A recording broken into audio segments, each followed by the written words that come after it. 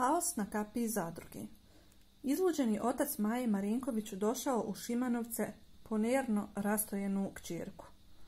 Maja Marinković i Marko Janjušević-Janjuš sinoć su imali brutalnu svađu tokom koje je starleta udarala glavom u vrata i bacala se na pod.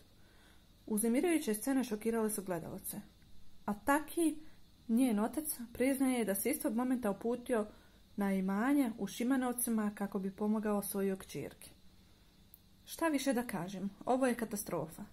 Do sada njihova najgora svađa koja me je izvela iz takta. Sinoć sam bio u Šimanovcima ispred Pinka. Cijelu noć sam tamo proveo koliko sam bio nervozan. Do 6:30 ujutru tamo sam dežurao jer od muke mi nije bilo dobro. Zar sam na kraj svega to zaslužio? Ovo je dno dna. Zatvoreni prostor njih dvoje guši.